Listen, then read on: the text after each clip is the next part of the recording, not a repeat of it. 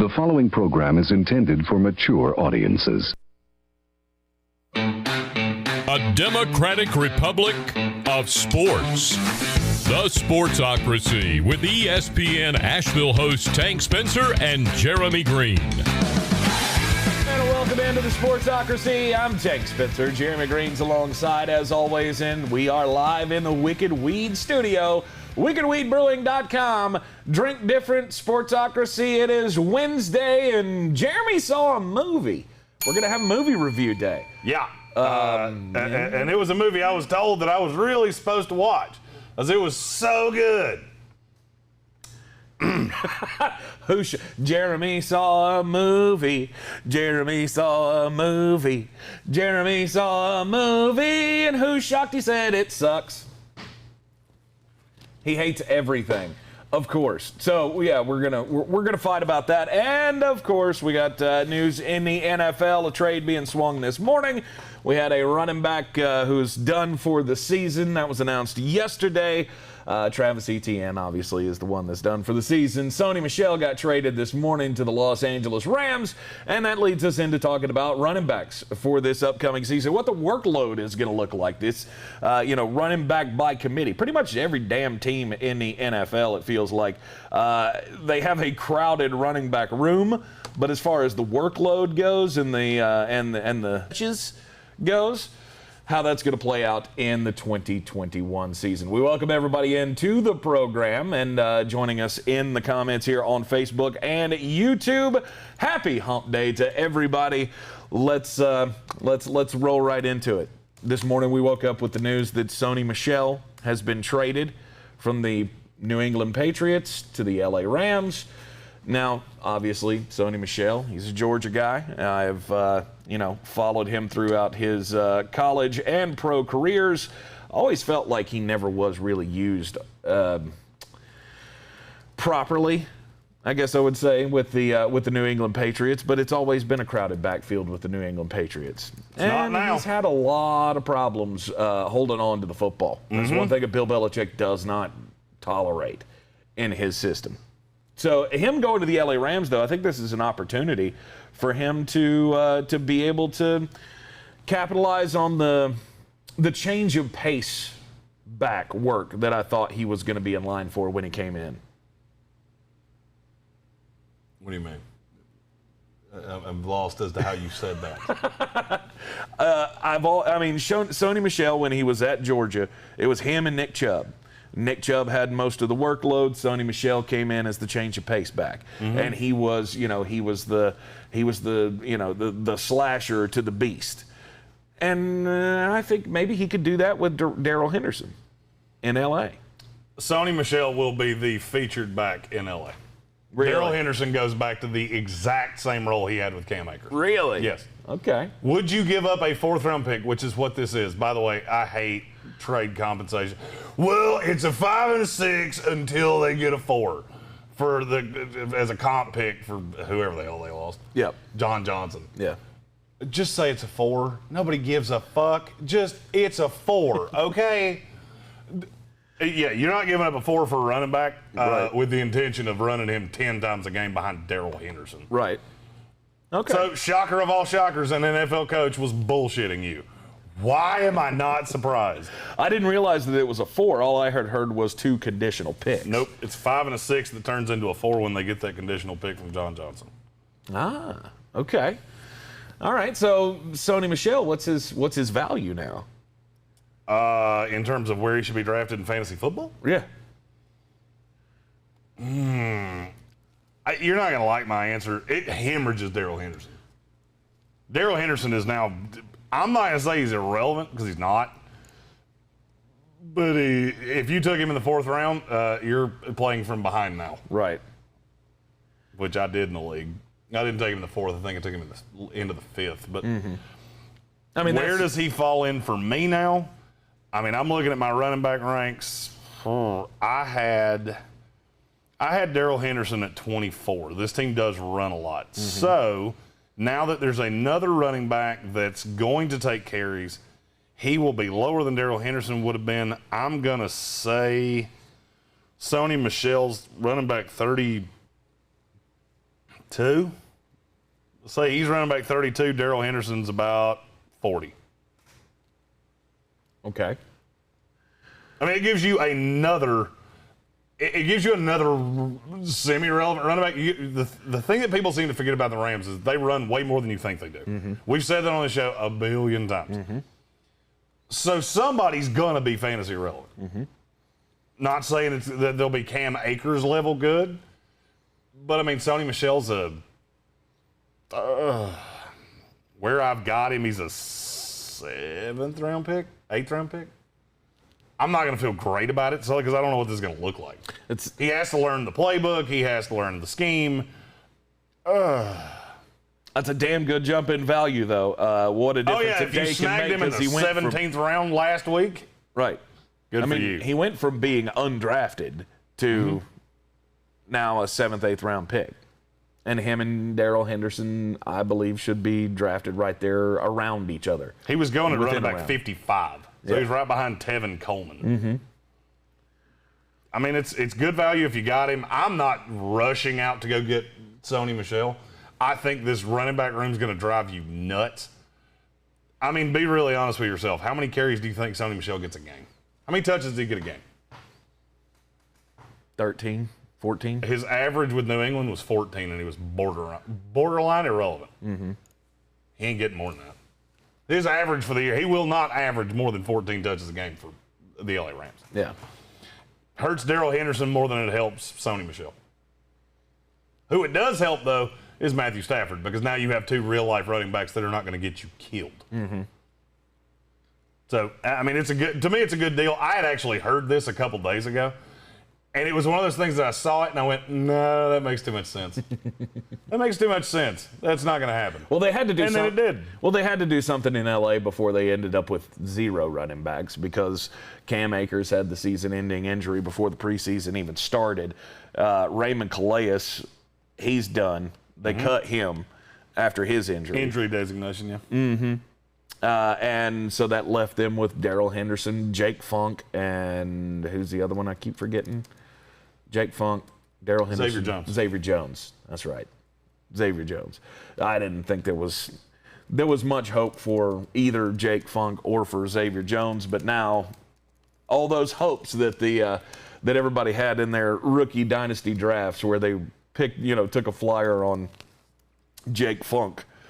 I believe you did that wrong, and you're right in the same boat with me, because I thought Javian Hawkins was going to catch on in Atlanta, and he already got cut as well. Not that Jake Funk's got cut, but this definitely cuts into any possibility of him having some sort of a value. Yeah, if you have Jake Funk on your team, you can cut him now. And you can mentally take however many doubloons you put into that league and set them on fire because you're bad at fantasy football. What, if you took Jake Funk at a dynasty draft? If you're looking at that kid going, yeah, that's my deep sleeper, stop talking. Yesterday, with the news of Travis Etienne going to be out for the rest of the season, he's already been placed on IR, which means since they did it before week 1 of the season, he cannot come back for this year. Travis Etienne's gone. James Robinson vaulted up the rankings. Are you not entertained? Mm-hmm. We were having this discussion yesterday. Where does that put James Robinson now in your running back rankings for fantasy football in 2021? I think I came up with 13 is about where I would put it. He's lower for me than I thought he was going to be. I would slot him in somewhere around that Clyde Edwards-Alaire, He's Joe in front Mixon. of Edwards-Alaire. He's directly behind J.K. Dobbins and Josh Jacobs for me at 16. Okay. You remember that? You remember that team I showed you where it was half point per carry and everybody said, your team sucks, you don't know what you're doing. Look at that team again. Yeah. Let's revisit that, shall we? Jameis Winston playing quarterback. 4 running backs, not including Zach Moss. Mm-hmm. Okay. Don't. When in doubt, just go, that fat bastard that doesn't watch movies and doesn't do anything socially. He probably knows what he's talking about. Right. Not saying I forecast an injury by any stretch. Just saying, I'll be honest with you, I didn't think Travis Etienne was all that relevant anyway. Mm-hmm. Last night I did my family and friends league. Some of you are in it, Patrick Holt and some others, Jonathan Welch as well. And I took James Robinson in the 4th round. I took Travis Etienne in the 4th round. Yeah, you did. Because I never showed up to the draft. You did. Because there's no monies in it. Still, even if you're in a free league, don't auto draft. Come on. To be honest with you, apparently, how long have I been in that league? 3 years? 4 years? You know how old I was when I learned what that league was? Today. I actually didn't learn yesterday because I didn't ask. It popped up on my phone and I went, fuck that. And I put it down. Yeah. And then I watched the Suicide Squad. I wish I'd drafted that too. James Robinson, though, in the 4th round, I still felt like that was a good value for what he's going to put out this year, being that he was, the number 6 running back in fantasy football last year, and now he has no competition. I mean, Carlos Hyde is still on this team, but he's not going to get any serious run. No, James Robinson is now a dude. Yep. ADP still being listed at 77 for James Robinson. I got him at 90.5 point per carry league. Granted, it's super flex, so you get a little bump up from, but I still feel just fine about that. A little bump up for your quarterback. Yep. I just feel wonderful about that. I did get the opportunity to talk shit to whoever, and I don't remember who it was, but somebody in that league drafted Travis Etienne. I was like, you can have James Robinson for the low price of your number 1 quarterback. Yep. It looks like the Fantasy Football Calculator's ADP has already caught up to James Robinson, and he is at number 24. So last pick in the 4th round. Last pick in the 4th round, James Robinson, according to the all sources ADP here, his value has bumped up greatly in the last couple of days, and it's only going to go higher, I believe. I don't know that it'll go any higher than 24. No, because you're still going to catch receivers in front of him. When I was shooting this, no, I'm saying he's running back 24. Oh, yeah, that's going to go higher. Yeah, that's going to go markedly higher. Because ahead of him right now in the ADP are Darrell Henderson. That was fun. We did that. Outlasted. Yeah, we did that for a couple of weeks. Memories like the color of my mind. Miles Sanders, Mike Davis, Myles Gaskin. Those are the ones directly in front of him. I didn't mention Josh Jacobs because I don't think he might surpass Josh Jacobs in the ADP at some point. He shouldn't, but he probably will. Yeah. New is always better. That is how people in fantasy football feel. Now it's by the way, Davis Maddock, who is somebody that I just really love in sports media, posted something out yesterday right before the Sony Michelle trade came out that said, name me a reason to take James Robinson ahead of Darrell Henderson. Secret time, there's not one. I left a cute little comment that got a whole mess of likes. And then this morning I left another one that was just a picture of Sony Michelle, and underneath it I wrote, found one. Found one. Found one. Found all the reason I need, actually. Yep. That is all the reason you need because, like I said, coming into this program, I was unaware that was a 4th round pick for Sony Michelle. But yeah, the fact that they're giving up that kind of draft capital, that tells you they're going to.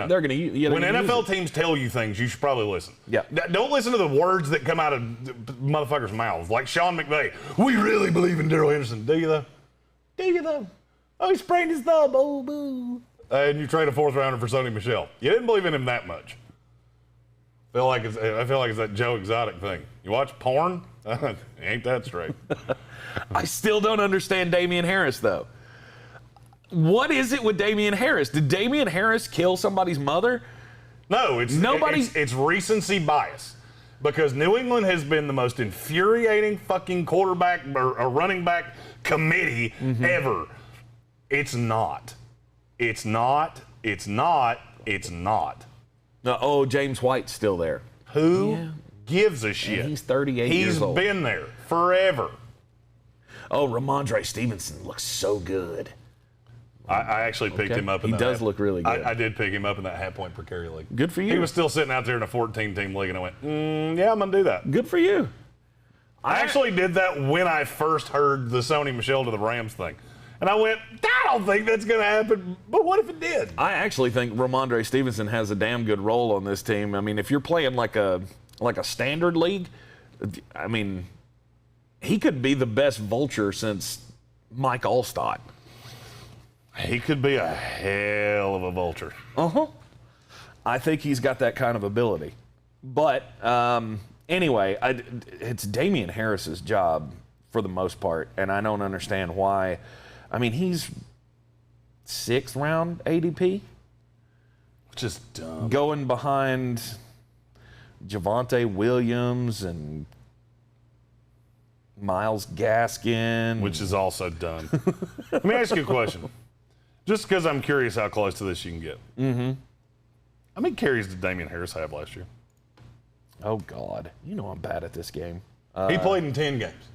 Played in 10 games. I'll say he had 130 carries. You're closer to 137. Average 14 carries a game. Yep. You don't think that's going to go up? The thing that Damian Harris is getting dinged on is that he's completely irrelevant in the passing game. Completely irrelevant. I don't need him for that. That's why they have James White. But I still don't feel like James White has a lot of value. I mean, he's a fine 15th round pick. James White? Yeah. In a PPR league. Yeah. He's one of those guys I just look at and go, when would you ever play him? Like, when are you going to look at James White and go, fuck yeah? Never. If you do, your team sucks. Because you drafted Travis Etienne and Darrell Henderson. Because you know you're going to fuck that up. I mean, it's the Rex Burkhead rule. Never draft Rex Burkhead ever, because you never know. He's going to have one good week that makes him look like he's a decent fantasy value. Oh, look, he had such a good season. He had 6 touchdowns. Yeah, well, 5 of them came in 2 games. I think James White's pretty much the same way. Here's a fun little dichotomy of last year with the New England Patriots. Okay. Who's the leading rusher for the New England Patriots last year? Cam Newton. It's Damian Harris. It was Damian Harris with Sony Michelle, with Rex Burkhead, with all these pieces that are not there anymore. You don't think that's going to go up? My projections have Damian Harris. Think about this. Sony Michelle had 79 carries last year. Rex Burkhead had 67. J.J. Taylor had 23. J.J. Taylor's still there. And he will have a small role in this offense. James White had 35. I don't believe Cam Newton is the starter on this team for, I'd say, half the year. Yeah. I'd say Mac Jones is there by midseason. Could be that, by the way, Bill Belichick's trying to tell you something. Well, with Cam Newton not here, that gives Mac Jones an opportunity. Why did you say that? That's a weird thing for you to say. You know why he said that? Because he wants Mac Jones to win this job. And if you look at the depth chart, it makes all the sense in the world. You have 4 quarterbacks. 3 of them do the exact same thing. 1 of them does not. Unless one of them is drastically better, you keep the other 3. Yeah. And Bill just came out and told you that. The man never tells you shit. He just told you that. With Sony, Hold on. I'm getting somewhere with that. Let's say Cam Newton only plays half the year. So he cut his carries in half. That's 70 attempts. Michelle's another 80. That's 180. Or 150, excuse me. 67 for Burkhead. You're at 217. There are 217 open carries on this team, and you're telling me you honest to God think J.J. Taylor's going to get more than 50 of them. Ramondre Stevenson's going to get more than 80. And they'll mainly all be inside the 10-yard line. Yeah, Damian Harris is a dude that I will have 100% coverage on when I'm allowed to. I'm glad you went down that path, because that's the path I was getting ready to go down. Was that, before the preseason, before the Sony Michelle thing, there were at least 6 touches a game that were vacated from this roster last year. Now that goes up to about 12. Give me 12 more carries a game for Damian Harris. Let's say he doesn't take all of that work. Give him 8 more touches a game. That's pretty decent. you're scratching the surface. You know, you're right there at that 20 carry a game or 20 touch a game mark. Mm-hmm. That's a workhorse running back, in my opinion. 100%. 100% it is. So there's going to be a lot of value there. There were only 1, 2, 3, 4, 5, 6, 7, 8, 9, 10. There were 10 running backs last year that had more than 200 carries. Mm-hmm. Damian Harris is going to be one of those. This year, he will be one of those, period. He only played 10 games. He had more carries than anybody on the New England Patriots last year, and missing 6 full games. Mm-hmm. And didn't really grasp the scheme in the beginning, from what I've been told. So you said he had 14 touches a game last year? Let's say, on the conservative side, let's just say this adds 6 more touches to him. A game? Yeah. So he's at 20 a game? Mm-hmm. Do you know how many running backs had 20 touches a game last year? 6. James Robinson, Ezekiel Elliott, David Montgomery, Josh Jacobs, Dalvin Cook, Derrick Henry. That's it. I don't think it will go that high. I would say he's more at the 18. I would say touch-wise, he's going to be in the same vicinity of what Melvin Gordon was last year. Okay.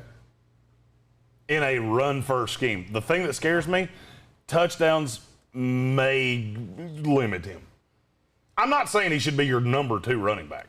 That 0 running back theory, that's bullshit. Stop doing that. Mm-hmm. That makes my head hurt. I look at your teams and want to just yell at you. Speaking of that, Friday, we will be doing Grade the Team. And throughout the year, we'll be doing Grade the Trade and things like that. So if you make trades in your fantasy leagues, feel free to send them to us, and we will grade them in a specific segment moving forward. We're trying to figure out scheduling. So we're getting ready to have a great move. All of the things are going to look just slightly different. You won't notice much of a difference. I mean, except for everything behind us will look different. Mm-hmm. The wood paneling's not coming with us. Just sad, because I like that. Feels very rustic and wood cabiny in here. Yeah. Like doing the show from a barn. Mm-hmm. Let's see. I'm trying to find the answer to the question here in the comments. I didn't see it. Rob Johnson said, doesn't Harris have almost a 5-yard per carry average? Oh, I can tell you that. I have his player card pulled up right now. Do you? Last year, he averaged 5 yards a carry. There you go. And it was 3 his first year, but he also had 4 attempts. Mm-hmm. So don't think I'm going to hold that against him. Right, that was one of the. I remember, being like, oh, Damian Harris is coming in. He's going to split work with Sony Michelle. No, he's not. They played cat and mouse with him a lot his rookie year. Well, he's hurt. That's the one thing that scares me about. Not right away, though. It was. I think he was like a healthy scratch, wasn't he, for a couple of games? He was hurt in the preseason and never got healthy. Oh, okay. Because Damian Harris was a guy I was on heavy his first year in the league. Mm-hmm. Oh, he's a late round steal. Always remember this about Ramondre Stevenson. Name me the last rookie that Bill Belichick really trusted. I'll wait. Sony Michelle. Didn't get a lot of goal line carries. No. And he used a first-round pick on him. He used a first-round pick on Ramondre Stevenson. Mm-hmm. Bill notoriously buries rookies. Yes, I do see the irony of me saying that and saying that I think Mac Jones starts on this team. Mac Jones is a little bit different of a rookie. He just fits that scheme so well. So let's talk about running backs by committee. Running back rooms across the NFL, the most crowded ones, I mean, you always have the San Francisco 49ers who have 7 different running backs. You got New England Patriots. That just got thinner with the Sony Michelle move. New England is now not a crowded room at all. It's Damian Harris with Stevenson as the thumper at the goal line. By the way, I want you to think about this. Who was the thumper at the goal line last year? Cam Newton. Yeah. Not a little weird that they took a running back in the third? What do I know? Use premium draft capital on a guy that does exactly what Cam Newton does. Right. Not strike you as a little strange? I've thought that for a long time, but the Sony Michelle thing clouded it. Mm-hmm. Well, he gone now. Bye, Sony. San Francisco, I want no running back on that team. I've officially come to that conclusion. None of them? No. Mostert? Mostert, if I can get him at a value. Which you can. I mean, he's one of the guys that's being left out of all of this. And I get it. People are concerned about his injury history. I am too.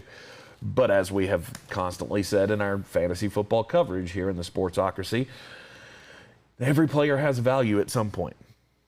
Oh, 100%. And if Raheem Mostert fell into the 9th round, okay, I'm good. Fun little trivia fact. Who was and I know I've said this before, but who was the last San Francisco 49er running back to finish as an RB1 or 2 in fantasy football? Oh, this was Carlos Hyde. That's right. That wasn't under Kyle Shanahan either. Kyle Shanahan's never had a top 24 running back since he's been in San Francisco, from a fantasy football perspective. He rides the hot hand. It's infuriating. And I've told you a bunch of times, all right, just from an ADP perspective right now, Raheem Mostert is going ahead of Mike Davis, which is hilarious to me. Who would you rather have? Mike Davis. Mike Davis has set it and forget it. Is it always going to be great? No. Is it going to be better than Todd Gurley was last year? Yes. Yep. Just guys behind him. Chase Edmonds. That's a set it and forget it. James Conner's not getting into that workload enough. Not as much as Trey Sermon's going to. Damian Harris, Melvin Gordon, Javonte Williams. I'd rather have both of them. And I love Raheem Mostert. Right. I don't want the headache. Fantasy football's fun. And I really hate drafting guys that are going to be a pain in my ass. And I see this every year. There are just pain in my ass guys drafted Myles Gaskin. Best case scenario, he's a pain in your ass. Worst case scenario, he's a fucking nightmare. Right. Much like the Suicide Squad. No. We'll get to that in a little bit. But as far as workload goes, so I have gone through and sort of broke this down, and I think there are a lot of guys in the league that we can put in the solo category, in the feature back category, since we're going down the movie road. Christian McCaffrey, Najee Harris, Derrick Henry, Dalvin Cook, Saquon Barkley, Joe Mixon, James Robinson, Clyde Edwards-Helaire, David Montgomery, Mike Davis, Chris Carson, and Miles Sanders. I think those are all guys that are in situations that they're going to get 87% I disagree with two of of the touches. I disagree with two of those. All right, which two Chris do Carson and Clyde Edwards-Helaire. I can't buy into the Rashad Penny thing. I'm not buying it. Is he still on the team? He is still on the team, but he's been on this team for 3 damn years, and they've been talking about, and he's going to take over some workload. This has never happened before. So why should we think that this year is any different? He will be good for... How many carries do you think Chris Carson gets a game? 16. I'll say 17 and a half. That's what my projections have. Okay. Penny's good for another 70 over the year. So you're looking 4 or 5 carries a game. I also don't... There's something about Chris Carson that I just don't buy. And I don't know that he's hurt all the fucking time. I don't know. He's one of those, he lives by the Anthony Davis rule. I hurt my eyebrow and I'm done for the game. Seemingly anytime I've ever needed him to be relevant. Right. The thing about Carson's, he's only good for like 2 catches a game. He's not an overly targeted guy. Nope. And that's always what Penny was supposed to be. And I'm not saying I buy it because I don't. I don't buy Rashad Penny in the least. I'm just, I'm avoiding Chris Carson. There was another, and Edwards-Helaire, they're not giving him full workload because he doesn't deserve full workload. Right. Shea Price said Mostert will be a breakout star this year. If he can stay healthy, I would agree with you. The problem is there are 2 things that work against him. One is Kyle Shanahan because it's and LaFleur. It's ride the hot hand. Jeff Wilson breaks off a 40-yard run and all of a sudden he winds up with 16 carries in a game. That's what San Francisco does. The explosiveness, you're absolutely right. He's one of the fastest running backs in the NFL. If he could stay healthy, I would love him. However, I have been burned by that one enough times, and I'm good. I mean, I would like to see Chris Carson, or I would like to see a back in Seattle that is more versatile. Carson's getting more versatile. Just let that be known. He had 10 thumbs when he came into the league. He can at least catch passes now. Well, I mean, but you can't ignore him in the passing game, I guess what I'm trying to say. Okay. But what I'm saying is he's mostly been used as that bruiser. As just, we need a first down, we need 4 yards, go out and get it, Chris. And then we're going to let Russ cook. Although they may lean more toward running the ball now because they have a Sean McVay disciple now calling the plays. They're not going to have the ability because they're not going to be. This line is bad. I mean, this offensive line is bad. There are 2 Jets cast-offs starting on this team. This is not a good offensive line. And I understand. I get what they're trying to do. You drafted Dwayne Eskridge. You already have Tyler Lockett. You already have DK Metcalf. What can all 3 of those guys do? Beat you deep, which means you cannot stack the box against the team. I get that. I still don't see a path. Chris Carson last year had, I don't remember the number. In 12 games, he had 140 rushes. Do you think it's going to get drastically higher? He averaged 12 carries a game. It's who he is. It's who he's been for his entire career. I just don't see it getting more. I mean, he's had big games. He's also had dud games. Yeah. I mean, last year he averaged, 65, 70 yards per game? Something like that. I'm not drafting him anywhere. No, I'm good. I haven't been on Chris Carson since he came into the league, and I missed out on 2,000-yard seasons. Damn it. It's not something that I miss. I just don't see Rashad Penny taking over enough workload to ding Chris Carson's steady value, because that's what I think he is. I think he's probably one of the steadiest running backs in the league. He has very, very limited upside. I would agree with that. The other one that I mentioned there was who, Miles Sanders? Is that the one that you disagree with? Justin Parton asked in the comments, is he an RB1 since he'll be playing from behind all year? I like Miles Sanders better than most. I just don't like where he's going. In the 5th round? It's not even the placement of where he's going. It's who he's going ahead of. Okay. Like he's going ahead of Kareem Hunt. I don't like that. Well, he's the number 1 guy in that offense, and they're thinking, opportunity. He's not the only guy, though. He's not the only guy on the depth chart.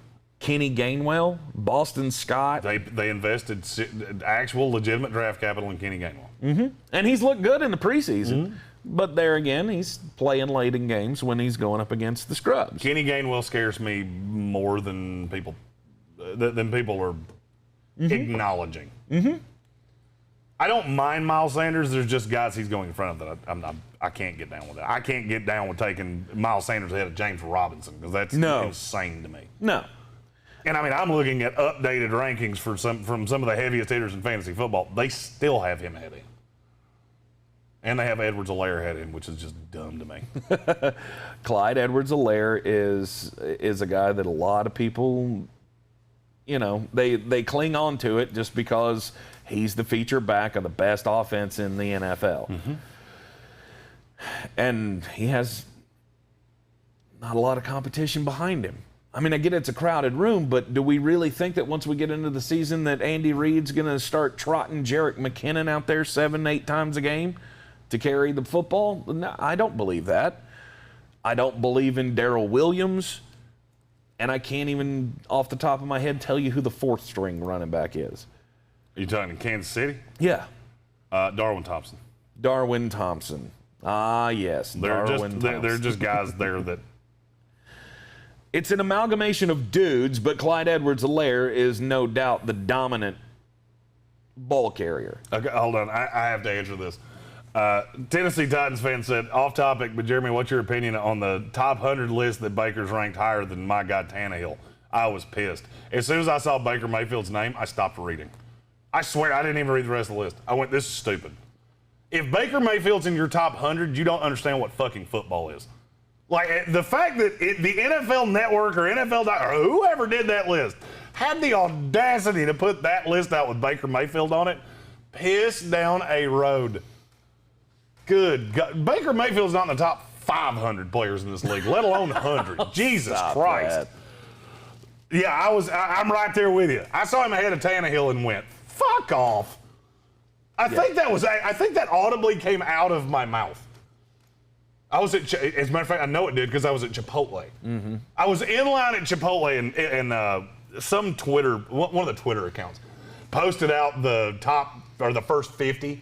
And I scrolled through it and I saw Tannehill and I went, that's a little low to me. And then I saw Baker Mayfield and I audibly went, fuck off. And I looked around like, oh, you heard that. Where was he on the list? Like in the 30s or something? No, he was too high. The players made the list. Of course they did. Of course they did. You know what we should do? We should do our own top 100. Okay. Tomorrow. It is top decided. 100.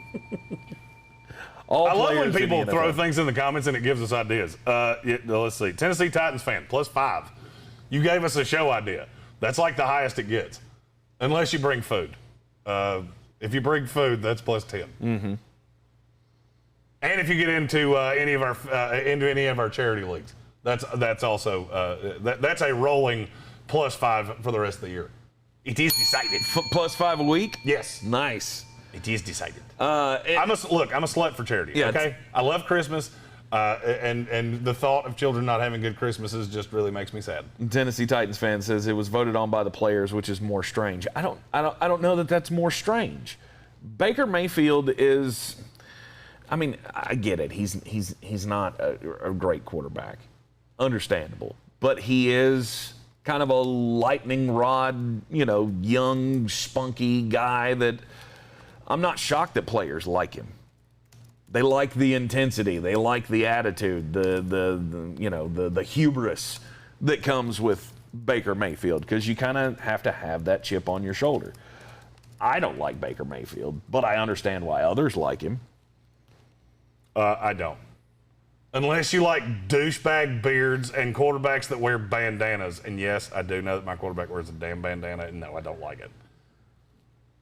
Every time I see that, I think of Baker Mayfield, and it just makes me want to go kick a fucking pigeon. I thought you were going to say douchebag beards and backwards hats. I don't have a douchebag beard. I see where you're headed with that. I know exactly where you're headed with that. Zach Anderson said, +2 for Zach Anderson. He said, I'm more a fan of Baker the person than Baker the player. I'm more of a fan of cholera than I am Baker the player. And I'm not too happy with him as a person because he's kind of a douche. But at least he dresses and looks like a douche. So that's good. At least you don't try to pretend something that you're not. There you go. No, but that's why Clyde Edwards-Helaire gets so much love is because, he's the only force in the Kansas City Chiefs backfield. Austin Eckler was also on that solo list. I think I skipped over his name. He's not solo. You don't think he gets 85% of the workload? I don't. Not between tackles. I don't. And I'm going to be honest with you. They're going to cut a running back that's going to surprise you. You mark my words. I don't know if it's Josh Kelly or if it's Justin Jackson. Yep. They're going to cut one of those guys at the 53-man cut down because I think it's Larry Roundtree. He's so good. You think he takes some kind of a feature role in his rookie season? I'm not going to say feature role. I think he's going to take that same role that the two guys I just said have had, of where he's the between the tackles guy. Yeah. But if you listen to our draft coverage, you would already know who that guy is because I said his name no less than 407 times. Then when it gets to the other teams in the NFL, there is serious competition to talk about. Darrell Henderson and Sony Michelle. We've already talked about it. You think Sony Michelle is going to get the majority of the workload in that offense. They're giving up a 4th-round pick to get him, so they're going to use him. Raheem Mostert and Trey Sermon. You're completely out on Trey Sermon. It's not that I'm out on Trey Sermon. It's, again, San Francisco running back. And he's a rookie. And I just saw a lot of things at Ohio State. I talked about him in the pre-draft process. there are a lot of things about him that make me nervous. And I'll be honest with you, I like Trey Sermon better if Jimmy Garoppolo is the quarterback for the San Francisco 49ers. I don't think they would put Trey Sermon back there with Trey Lance because that's a recipe to get him killed. Yeah. So that's probably a caveat to that. It's not that I'm totally out on him. I just don't like where he's going. Mm-hmm. He's going ahead of guys that make absolutely no. I mean, I've seen him go ahead of Damian Harris, which is stupid. But to me, there's nobody else worth talking about in that San Francisco backfield. To me, the headliners, the double feature here, is Raheem Mostert and Trey Sermon. You got to be careful because you're going to get a JaMychal Hasty and Jeff Wilson. That's what they do. Mm-hmm. Jeff Wilson will be back, week 6 or something like that. JaMychal Hasty's here. Elijah Mitchell's another rookie. Wayne Gallman. It's just a bunch of grossness. And I think if he's healthy, Raheem Mostert is the guy to have in that San Francisco backfield. I would agree. He's the guy to have. I don't want any of him. Talk about the reigning and defending world champions, Ronald Jones, Leonard Fournette. I've stood on this all off season long, and I'm going to continue to. Playoff Lenny, he wooed some people, but I don't think he wooed the coaching staff. And I think Ronald Jones is the guy to have in the Tampa Bay backfield. Last year, I could see this being more of a, like we kind of already talked about with New England. With Ronald Jones plays that Damian Harris role. He's going to have most of the touches. They have Gio Bernard, who's going to play the James White role. And Leonard Fournette will take the Ramondre Stevenson role, as I think he's going to be used as the close. Once you get in closer, you use him to try to get into the end zone. He'll obviously have more. I saw you gristle at that. He's obviously going to have more touches this year than Ramondre Stevenson's going to. He's not going to be used that lightly. But what I'm saying is, in the open field, Ronald Jones is the one that's going to rack up the yardage. Let's play a fun game. Yep.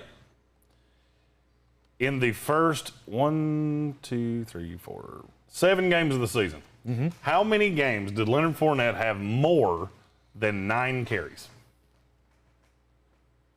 I want to say none. It was 1. It was against Atlanta. If you take the last 5 games of the regular season and the 4 games in the playoffs, how many times did he have double-digit carries? That's in 9 games. 3. It's 7. 7? It's 7. Son of a bitch. Leonard Fournette's got a bigger role than you think he is. Period. I don't want either one. I am Seacrest out. They're going to run more than you think they will. And it's going to be really hard to figure out week to week who it's going to be. Now, that being said, if you want to ride the Lightning and hope one of them gets abducted by aliens or retires to go wax surfboards, yes, I just don't know that that's going to happen. I don't know that either one's going to get enough of a workload that anything short of a fluke injury is going to prevent them from being there. I think Ronald Jones, he had a pretty damn good year last year. He also can't, but Jason Trump +2. Yep. He can't pass protect. Ronald Jones is a bad pass protector. Bad. Has he gotten slightly better? Yes, but he couldn't have been much worse. That's why he fell in the draft, by the way. I don't disagree with you. I remember putting that in big, bold block letters on his draft profile. Couldn't block me. Now, granted, I am twice his size, so maybe that's not the greatest comparison. Right. Yeah, but, there are other dudes on that team that fill that role. They don't necessarily have to rely on Ronald Jones to do that. You got one of the best offensive lines in the game. And you got Giovanni Bernard, which complicates everything. Yes.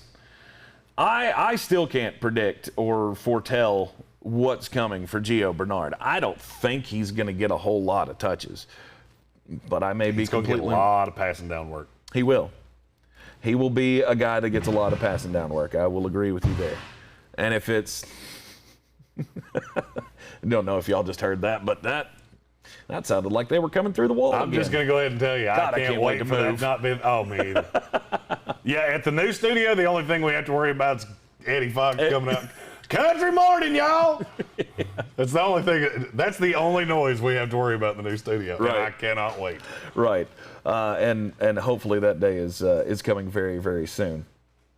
But Gio Bernard will have some kind of a role. I don't know what it is. And here's the thing: you've got so many weapons at your disposal in this offense that it's hard to predict who's going to be on the field when. I don't want any of it. You got. Remember the thing I said about headaches? I don't incur headaches intentionally. Those are headaches. Those are headaches. Every Tampa Bay Buccaneer running back is a headache, and I'm good. And I can tell you with where they're going ADP, I can tell you a running back right behind every one of them that I'd rather have. All right, who's the one right behind Ronald Jones? Michael Carter. He's going ahead of Michael Carter? Oh, Michael Carter. I was thinking something else. Never mind. I was thinking of another guy. You said Michael Carter, and I heard Mike Davis, and I went, there's no fucking way. Which is funny because you said Michael Carter. Yeah. You said the right name, but... Yeah, my brain just didn't catch up. Yeah, he's going ahead of Michael Carter, and he should. I disagree with that. I don't. I don't. Who's going to steal workload from Michael Carter? By the way, no other running back on the Jets team can catch a cold. None of them. Tevin Coleman. Ty Johnson. Tevin Coleman, until week 2 when he breaks his soul. LaMichael Pirine. Michael Pirine, he might not even make the team. I can keep doing this. Ty Johnson's the only one. Yeah. You have 3 backs, they have 2, and I'll be honest with you, I think they're going to be better running the ball than you are. How's that if all your players keep getting hurt? Well, that's we might not have any players left. Mekhi Becton got a concussion yesterday, by the way. He got a boo-boo. He'll be fine. Lord. So that's now, 3 major injuries in the last week for you guys? 3 major injuries? Well, Becton's not a major injury. It's just a concussion. But Gerard Davis and Carl Lawson, Oh, and Vinnie Curry. I don't know if you saw that story yesterday. I didn't see that That's story. fun. Yeah, Vinnie Curry had a undisclosed procedure in the offseason, which means he had a surgery and he didn't tell the Jets about it. Yeah, he's done for the year. We thought he'd be back week 2. Yeah, we just put him on the NFI list. We paid him $1.5 million. He had a surgery that he did not tell us about and cannot get on the field. And everything I've heard is that is a vengeful thing. Like, okay, motherfucker. You want to not tell us about things you have done to yourself? Cool. You can't play anywhere. Go home. Be gone. What was the surgery? Nobody knows. Nobody knows? Nobody knows. I mean, somebody knows, but nobody in the media knows. He had a vasectomy, and now he walks with a limp. That's weird. I don't think you know how vasectomies work.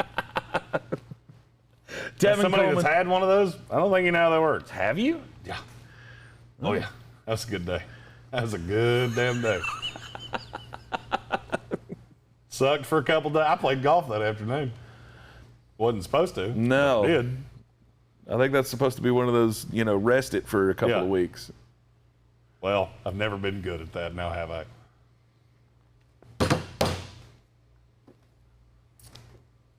Thanks, Sam. I like how the Sam Darnold ball fell as I did that. Wah, wah.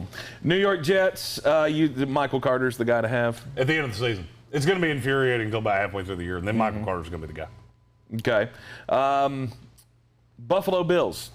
You want to talk about a frustrating situation.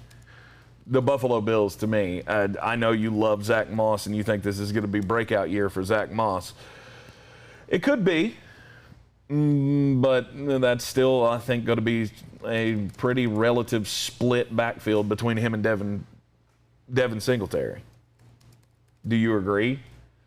Is that close to a 50-50 split between the two of them? No, I still want Zach Moss. I think Devin Singletary is going to get third down work. PPR, I probably like Devin Singletary a skosh more, but still not more than Zach Moss. I would say it's probably a 60-40 split. Moss, I would say Moss out carries him 2-1. Maybe not quite 2-1, maybe like 1.75 to 1. But Zach Moss is the one I want. I think he's going to be the thumper at the goal line. They're going to, and now that they've paid Josh Allen and there's all that guaranteed money, I'm telling you right now, they've watched Cam Newton, and I've heard all of obviously we're in a Panthers market, so I've heard all of the Buffalo Panthers shit. Yeah. You know what that means? That means they sat around and watched Carolina break Cam Newton. Mm-hmm. And you know what they're not going to do? The same thing with Josh Allen. Right. So all of those just get demolished at the goal line carries for Josh Allen. I could see those not going away, but lessening. Mm-hmm. A lot of guaranteed money. I want to see that guy run way less than he does. 60-40 split on one of the worst running teams in the league. I think I'm good. But you got to look at where you're getting him. I mean, hellfire, I got Zach Moss in a half point per carry in a double-digit round. Mm-hmm. I think I got him at like 140. That's dumb. Because if something happened to Devin Singletary and he got abducted by space aliens, all of a sudden Zach Moss is a top 35 running back in the NFL. Because there's not another living, breathing running back on that team. 7th round, 9th pick is what Fantasy Football Calculator has his current I've never ADP seen at. him go that high. I haven't either. I have never seen him go that high. I haven't either. I don't know. I don't know where they get this from. Usually he sits at the top of the board for an extended period of time, and everybody plays that fun game of Oogie Cookie. Like, nope, no, won't be the one. Oh my God, I love the way they pull this. You know, and they give you the high and the low of the highest that he was drafted and the lowest he was drafted. Would you like to take a stab at the highest? 104. Give me the round. By his own mother. 5th round. 4th. Somebody took him in the 8th pick of the 4th round. Yeah, that was by a blood relative. That doesn't count. Apparently, according to this, his low is the 9th round, and I think that's the highest I've seen him drafted I don't know that I've ever seen him go that high. in. Yeah, that site's drunk. They need to call an Uber because they're drunk. Now wait a minute. This is the one you told me to start using because you thought the other one I was using was bad. Yeah. But then you used it and you broke it. Oh, so it's my fault. I see. I see how it is. Good God. J.K. Dobbins and Gus Edwards. I want both, but I don't see that as a split. They're both going to get legitimate workload. Mm-hmm. I think it's a 60-40, but this team runs the ball so much, it makes it worth it for both of them. You think that's a 60-40? 55-45? That make you feel better? Here's a fun question. Yeah. How many carries did J.K. Dobbins have last year? No clue. 134. Okay. How many carries did Gus Edwards have? 134. 144. 144. Mm-hmm. Yeah, but that was also rookie. They were bringing the rookie along slowly. J.K. Dobbins didn't get a lot of run early in the season. I feel like somewhere around week 7, week 8, did his carries not go up? J.K. Dobbins got virtually no run in the beginning of the season. Right. That's what I'm saying. Week 7, week 8, didn't his carries go up markedly? Yes. He was double-digit carries. Wow. The most carries J.K. Dobbins had in a game in 2020 was how many? 14. 15. Wow. You thought it was more? Mm-hmm. For a guy that was targeted 24 times, yeah, I thought it was more than that. Yeah. It's good. He did so much with his carries. He's very, very good. That's why you felt like, and I caught myself with that as well. Like, oh, J.K. Dobbins, there's no doubt he's the workhorse back. He's going to get every touch. No, that's not the case. It's just that when he's on the field, he does so much with it. What was the stat I read you before the program started that J.K. Dobbins? Here, I've got it here. He was the first rookie. He was one of only 8 players in NFL history to average more than 5.5 yards per carry on a minimum of 125 attempts in their rookie season. He was 3rd in the NFL in yards per carry last year, behind 2 quarterbacks. It's because he did so much with his touches when he was on the field that you felt like he got the majority of the workload. No, it's just he's that good. And I think they see that. I think, the Baltimore Ravens and their coaching staff go, you know what, we need to use him a lot this year. I'll be surprised if he doesn't have 15 carries a game, 16 carries a game. I would say it's about in there. Somewhere in that neighborhood. He'll be among the top 15, 20 guys in the NFL that get carries per game. I could see him easily having that kind of workload. And Gus Edwards, he's going to still have his carries as well. He'll still find the end zone. I agree with you. Both of these guys, they are on my radar. I think that's closer to a 50-50 split, by the way. Okay. In terms of carries. Now, high-value carries, I could see Gus getting more work near the goal line than people think. Mm-hmm. That's what, to me, limits J.K. Dobbins' upside. Dobbins is certainly the feature, but I could also see this being a thing where series on, series off. You know, where Dobbins gets 4 carries on a series, then Gus gets 4 carries on the next series. Mm-hmm. But that's okay. Doesn't matter when they happen, just matters that they happen. Obviously, Cleveland, there's 2 running backs there. They get their run. For me, all good. Yep. They're both guys are valuable. Go out and get them. David Johnson, Phillip Lindsey, Mark Ingram, the Houston running back room. It's awful. This is going to be an awful team, but somebody's got to get the workload. Last night in that Friends and Family League, we got down to the 11th round, I think it was, and David Johnson was still on the board. I mean, I had to take him. He was the only living, breathing running back that was left. Didn't want to, but there's still going to be value there. Phillip Lindsey, we both believe, is the best running back. He's starter. He is the starter. He's the running back you want for the Houston Texans if you have to take a running back for the Houston Texans. Yeah, I got them both. Why you have to, I don't know. And why you would want to, I really don't know. But Phillip Lindsey, it gets to a point where it's like, good God. I mean, Phillip Lindsey was right in front of Sony Michelle before the trade. When we were thinking Sony might not make the team, that's where Phillip Lindsey was going. Let's talk about the Detroit Lions. DeAndre Swift, who's injured right now, by the way, not expected to be a long injury, but it's another instance of DeAndre being a little banged up, and they have fat Jamal Williams in the fold now. By the way, Jamal Williams no longer fat. He was fat in Green Bay. That was a winter coat. Really? Yeah. I saw a picture of him at Lions camp.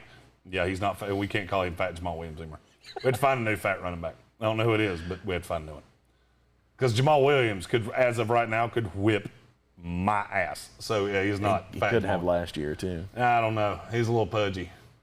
A little doughy. It's just a winter coat for Green Bay because it's real cold up there. Mm-hmm. And it's not in Detroit? They play inside. Saying? I don't give a fuck what happens outside. That's a good point. Inside. Good point. But what do you think that backfield looks like once the carries start getting doled out? Honestly, I think Jamal Williams is the starter. Really? And I've thought that for a long time. And DeAndre's the change of pace. Mm-hmm. DeAndre's the higher upside guy. He can't hold up to the workload. Said that when he got drafted. Yep. There's a reason Kansas City didn't take him in the first round. Everybody lost their shit. Why'd they take Edwards-Helaire over there? Because they were afraid he couldn't hold up to the workload. And he has proven in the NFL that he can. So I would say DeAndre Swift's probably 10 to 12 touch a game guy. Mm-hmm. That's going as a bell cow in fantasy football, which is staggering to me. Yep. And Jamal Williams is the forgotten man. Josh Jacobs, Kenyon Drake. I don't care about Kenyon Drake. I don't either. Josh Jacobs is going too low. That little stat you asked me earlier about how many running backs in the NFL had more carries than James Robinson. Mm-hmm. A, Josh Jacobs was one of them. B, there were only 2 that had more carries than him. Mm-hmm. So, yeah, I'm good. I'm all the way in on Josh Jacobs. No concerns. Even if you look at the per game breakdown, because there are 2 guys on the per game breakdown that didn't make it the entire season. Joe Mixon, Christian McCaffrey, and of course Dalvin Cook, Derrick Henry. That's the level of workload you get with Josh Jacobs. Mm-hmm. I don't care about Kenyon Drake. Those were the only guys ahead of Josh Jacobs last year in touches per game. Yeah, I don't care. Josh Jacobs, all gas, no break. I'll take Kenyon. I'll never get Kenyon Drake, but I'd take him in the 9th round. Wherever Zach Moss goes, I'll take him one spot behind Zach Moss. I was going to say then you'll never get him, but that's my point. I'm fine with that. Yeah. I think he's being overblown. But there again, that coaching staff may look at how much run that they have given Josh Jacobs and go, we need to slow down on this a little bit. And that could be the case. It can slow down by 30%, and he's still a top 10 running back in the NFL. Right. 15 running back in the NFL. Right. And he's going at 17, 16. Not worried about James Conner behind Chase Edmonds. Mm-hmm. He'll get a little tote, but nothing that Edmonds is still the one you want. Not worried about Nyheim Hines behind Jonathan Taylor. No. Even though I'm more worried about Jordan Wilkins and Marlon Mack than I am Nyheim Hines. Yeah. I think you're spot on with that. Tony Pollard behind Ezekiel Elliott. He's one of the best backups, but Zeke's going to eat this year. Oh, yeah. By the way, that list of running backs in front of James Robinson, Ezekiel Elliott was 5. Mm-hmm. In a terrible year. He was so bad. Yeah, and he was. Because teams stacked box because they weren't scared of Andy Dalton. Mm-hmm. J.D. McKissick, Antonio Gibson. Don't care. Nope. We're officially into the I don't give a shit portion of the running back by committee. A.J. Dillon, Aaron Jones. I care about that one a little bit more. Jamal Williams was always the thorn in the ass of, how many times did we, let Aaron Jones eat? And yep. How many times did free Aaron Jones trend on Twitter? Because it was a bunch. Yep. Because he would get them there, and then Jamal Williams would punch it in. And I don't really see that changing, especially with a guy that they invested pretty high in draft capital in. Mm-hmm. I am right. That's one that doesn't fit with the rest. I care about that one a little bit. But, it doesn't ding Aaron Jones that much. I just think A.J. Dillon's going to be 125% of what Jamal Williams was in that offense. Latavius Murray, Alvin Kamara. Who gives a shit? If something happens to Alvin Kamara, Latavius Murray becomes a dude. Otherwise, not really. And then Melvin Gordon, Javonte Williams. I want them both. I think they're running both in the ground personally. Teddy Bridgewater's doing exactly what he was asked to do. Don't turn the damn ball over. They're going to run 40 times a game. Just throwing that out there. This is going to be a run-heavy team, especially for a team that has 2 quarterbacks that couldn't outrun me. I like Melvin Gordon the most out of the 2. They're going to run Melvin Gordon into the ground. Of course. Because they have no commitment to him past this year. No, use him up while you have him. And that's exactly what they're going to do. To me, Melvin Gordon is a steal in the 7th round. I would agree. 8th round, 9th round, I have seen him go. And I have seen Javonte Williams go ahead of him way too many times. Javonte Williams should go ahead of him. Javonte Williams will be the running back when you need him to be. When you're taking running backs right there, and I should say this a different way. Depends on how your team's constructed. If you're doing a lot of Michael Thomas, I'm trying to think of guys that are going to be better, Michael Carter, then take Melvin Gordon because you need the points early in the season. If you're not, then it's Javonte Williams because that's the guy that you'll be able to play in the playoffs. Yeah. I hate doing that, by the way. What? The taking a guy with the intention of them being the guy in the playoffs because there's so many things that can go wrong. If they get hurt, if they're not effective, if the team's better or worse than they thought, so much that goes into it. Well, I'm not using a 5th round pick on that guy. You don't have to take him in the 5th round. 6th round. Whatever. Maybe in a dum-dum league, you might have taken that. No, Javonte Williams, his ADP is right around that 5th round, 6th round area. And I'm not spending that high draft capital. I have him at 74 right now, which will put him in the 7th round. Okay. I'm not spending that high draft capital on a guy who, may do me some good down the stretch. To me, that's more, you're still in heavy hitter area, especially among the wide receivers in that part of the draft. Hey, did you know that Jeremy actually does watch movies every now and then? Every once in a while. Yeah, Jeremy, he saw a movie.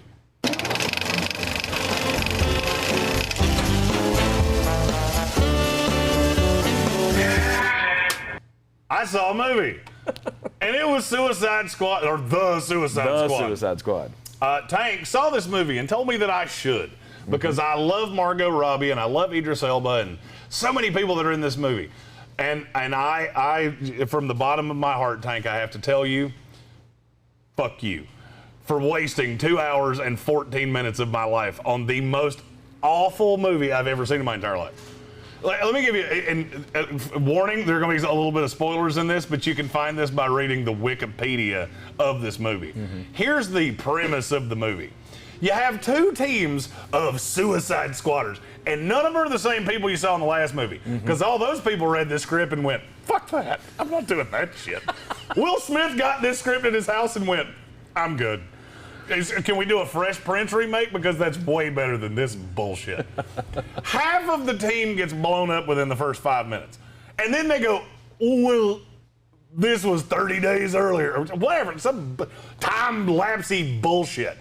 And you do that multiple times. There's also a big goat dog called Weasel that doesn't make anything. It just makes noise and licks windows and shit, which is stupid as hell. And there's also a shark with arms. Woo! And one of the guys on the squad, he throws polka dots. And he's the weird guy from The Dark Knight Rises that imitated the Joker in the line and tried to shoot Commissioner Gordon. But he's really good at throwing his dots when he pictures it as his mother, because apparently he wanted to fuck or fight her. I don't know which one. The movie was so stupid it never explained that. There was one good scene in this entire movie. And you know what it was? Margot Robbie's sex scene. Well, that didn't suck either. Okay. But that was not what I was going to say. The credits. That was the best scene in this movie by a wide girth.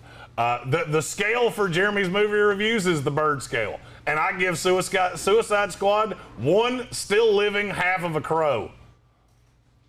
Bullshit ass stupid fucking movie. I should have known.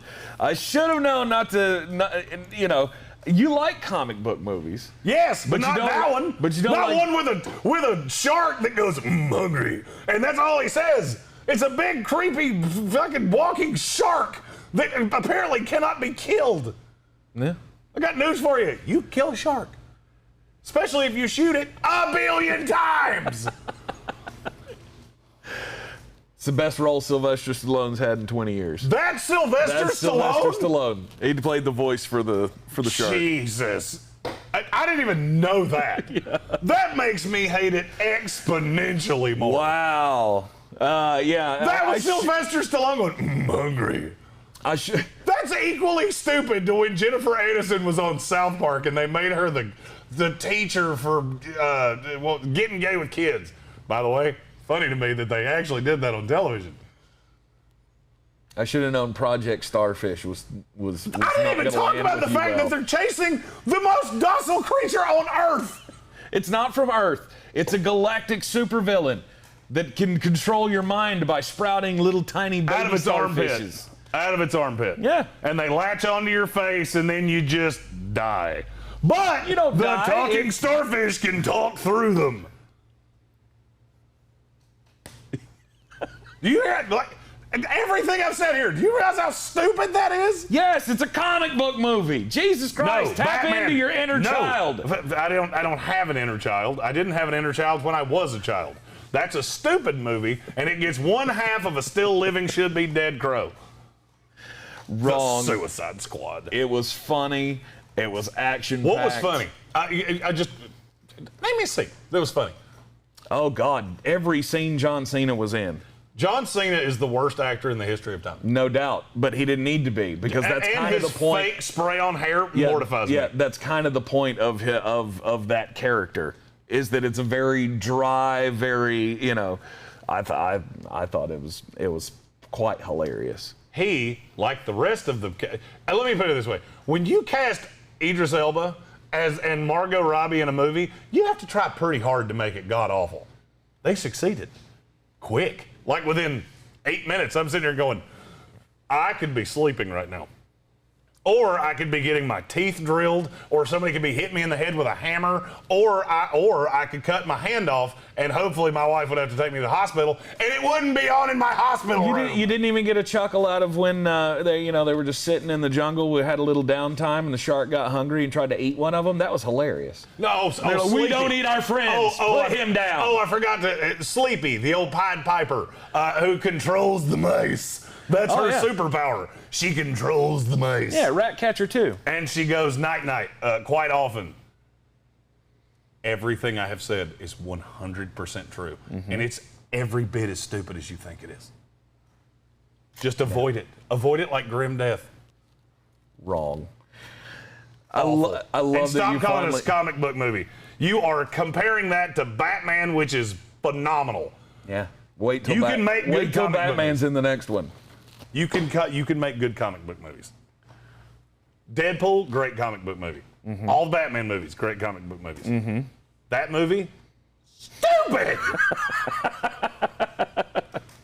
Again, as it comes to most movies, we will agree to disagree. We hope you've enjoyed this edition of Jeremy Saw a Movie. And again, who's shocked? He said it sucks. Yeah, I want to do this. I want to do this once a week from here on out. Okay. I will watch a new movie. I will give you 2 weeks to see the new movie, so that there's no spoilers. I put no spoilers in that, really, and we'll just do this because I really enjoy yelling about movies. We'll even do some classic movies. We did this last year for Christmas, and everybody seemed to love it. So, you know what? Steer into the skid. Give the people what they want. There you go. We'll take your suggestions for movies that Jeremy needs to see. It can't be a Batman movie because he's already seen all the Batman 100%. movies. By the way, I also have to say this. HBO Max could be easier to use if it was in a different language that I did not speak. That is the biggest bullshit app in the history of time. That makes NFL.com's fantasy football site look coherent. HBO Max. Stupid suicide. What did you squad. have a problem finding? With HBO Max? Yeah. It just doesn't work. The app dies. It does all kinds. It's just bullshit. It's all bullshit. And I'm still mad about it.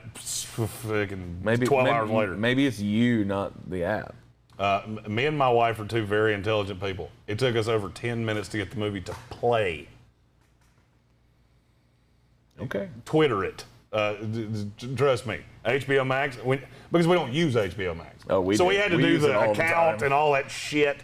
Just go piss down the road. And then the payout. That was honestly like waiting in line for a concert. And when you get there, it's the crash test dummies. Like, I